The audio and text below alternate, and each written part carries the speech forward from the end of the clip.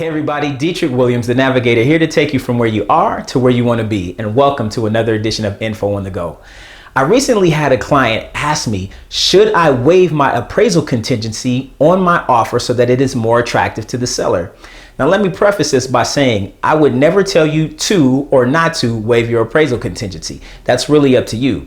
But what I will do is arm you with the information that you need to make an informed decision.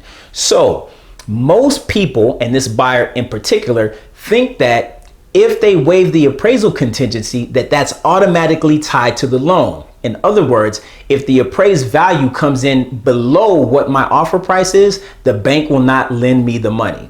This is and isn't true. What will happen is the bank won't lend you the total amount of money. They will only lend you up to what the appraised value is.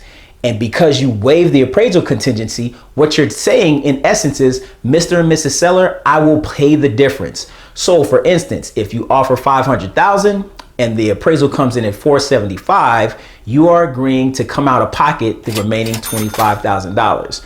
Now, again, some buyers were trying to use this as an exit strategy because they didn't think that if they got the appraisal that they could get the loan. But if you move down in the residential purchase agreement, section 3J2, and I'm only speaking specifically for California because that's where I'm at, you need to check the state laws for your contract. But in section 3J2 of the RPA, it states, and I'm going to paraphrase this, the loan contingency has nothing to do with the appraisal.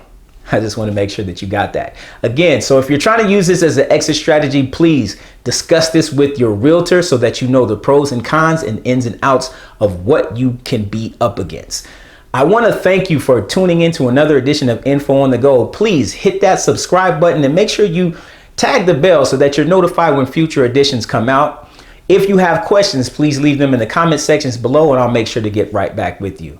I'm Dietric Williams, your host. Thank you for tuning in to another edition of Info on the Go, and I will see you next time.